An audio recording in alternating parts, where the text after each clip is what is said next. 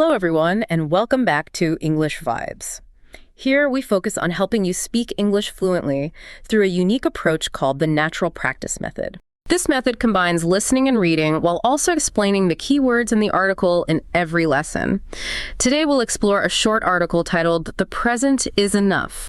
Let's listen to the text, and when we finish listening, we will explain the most important words in the article and use them in different contexts. The present is enough. Many people spend their days chasing what they do not have. They imagine that happiness lies in the future, in a distant destination they have yet to reach. Yet, life often teaches us that true contentment comes from learning to embrace the moment. The present, though sometimes simple, carries its own abundance. A quiet walk, a gentle smile, or even a pause for breathing can provide a sense of serenity. These experiences remind us that meaning is not always found in grand achievements, but in small acts of awareness.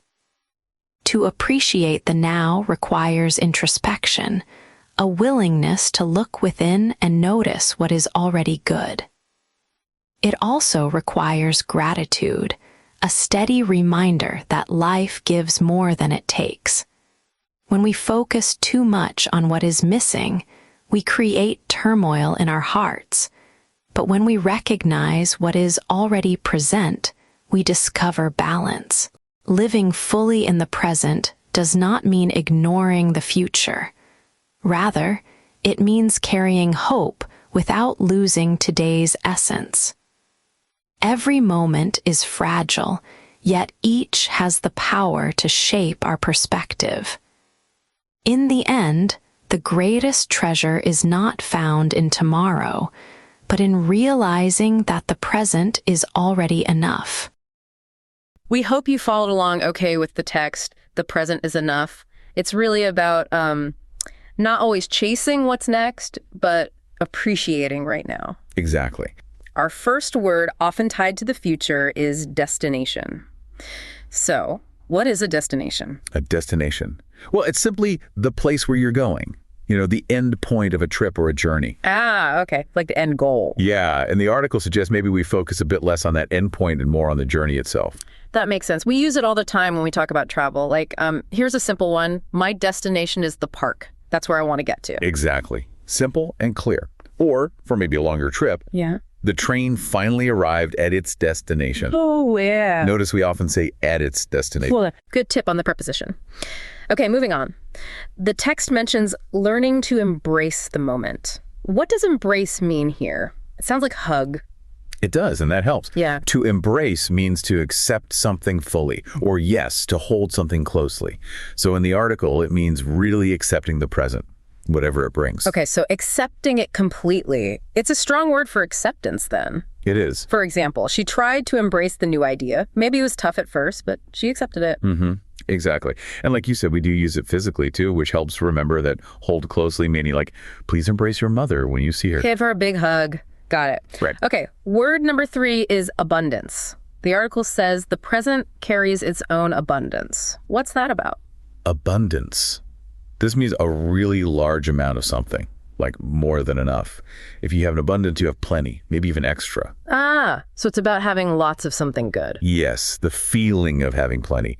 The article suggests we already have lots of good things right now if we look. I see. So an example could be, we have an abundance of food for the party. Perfect. There's so much food, way more than needed. Everyone will be full. Definitely. Or another one, the garden had an abundance of flowers, just flowers everywhere, loads of them. Beautiful. Okay, so if we embrace this abundance, maybe we find some serenity. The text says a quiet walk can provide a sense of serenity. That sounds lovely. It is a lovely word. Serenity is that state of being really calm, peaceful, untroubled. When you feel serenity, your mind's quiet. No worries. Like total peace. Exactly. It's a key feeling in the article. So think of a quiet moment. Maybe you're completely relaxed. Example. I find serenity when I sit by the ocean. Oh, that's a great example. The sound of the waves, very peaceful. Right.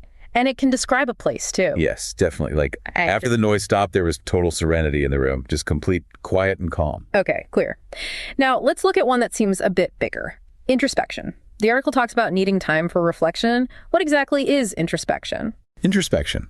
Yeah, it looks long, but the idea is simple. It's basically the act of looking inside your own mind, examining your own thoughts and feelings, thinking deeply about yourself. Self-reflection, basically. That's it.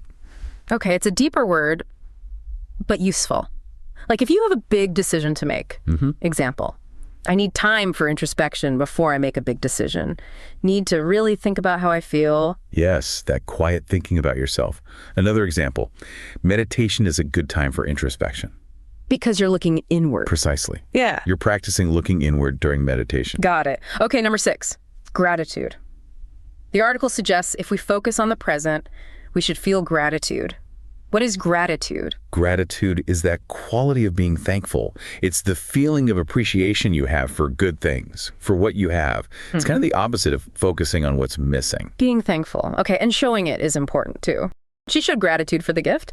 Maybe she said thank you or wrote a note. Exactly. And the feeling itself is good for us too. Example, expressing gratitude makes people happy. Both the giver and receiver. Usually, yes. It creates a positive feeling. Okay. Now, what about the opposite? When we don't focus on the present, the text says focusing on what's missing creates turmoil. What kind of word is turmoil? Sounds negative. It is definitely negative. Turmoil means a state of great confusion or disorder, maybe disturbance. When there's turmoil, things feel chaotic, messy. It's a strong word. Right. You hear it sometimes with big events, maybe in the news. You do. Example, the news caused political turmoil in the country. Lots of confusion, maybe arguments. Yes, that's external turmoil. You can feel it inside too, which is how the article uses it. Example, I feel turmoil in my mind when I'm stressed. Like your thoughts are all jumbled up. Exactly. Confused and disturbed. Not a nice feeling. Definitely not. Okay, let's move to essence. The text says something about carrying hope without losing today's essence. What's the essence of something? The essence. It's the basic, sort of central quality of something. The most important part. If you take away the essence, it's not really the same thing anymore. It's fundamental nature. Okay, the core idea or quality. So the article means don't lose the core importance of today. Precisely. Example, the essence of the article is to live now. That's its main point. Perfect connection back to the text. Or think about relationships. Example, the essence of a good friend is trust. It's fundamental. Okay. Next up, perspective. Every moment, it says, can shape our perspective. Define perspective. Perspective is basically your way of looking at something, your viewpoint, how you understand things, or a situation. It's like the angle you see things from. So different people can have different perspectives on the same thing. Exactly. Your view. Okay. Example, it is important to see the problem from a different perspective. Maybe my way isn't the only way. That's a great use. It implies being open-minded. And experiences change it too. Example, traveling changed my perspective on life. Seeing new things gave you a new way of thinking. Yes, I understood things differently after the trip. Makes sense. Okay, we're at our last word, number 10. It brings us back to value. Treasure. The text says the greatest treasure isn't found in tomorrow. What is a treasure? A treasure? Well, traditionally it's something very valuable, like actual gold or jewels, Like pirate's treasure. Exactly. But it can also mean anything that's extremely important or precious to you. Yeah. And the article uses it more like that metaphorically, saying the present moment itself is the most valuable thing. So it makes the idea really strong. Not just good, but incredibly special, valuable. Right. So the classic example, the old map led us to the hidden treasure. They found gold coins. Yes. Or focusing on that emotional value. My family is my greatest treasure. They're the most important thing. The most valuable part of life for that person. Yes. Wow, that was a fantastic list. 10 really useful words there. We covered feelings like serenity and turmoil and important ideas like gratitude and treasure. Yes, and hopefully hearing them explained and used simply helps you understand not just the article, but how to use them yourself. They're great for sounding more natural in English. Definitely. And finally, consistency is just... well, it's everything in language learning, isn't it? The more you hear and practice the right way, the more natural it'll feel when you speak. Don't aim for perfection right away. Just focus on doing it regularly. Great advice. Be consistent. That's your key to fluency. Absolutely. Keep up the great work. We really look forward to exploring more English vocabulary with you next time. Join us again soon on English Vibes.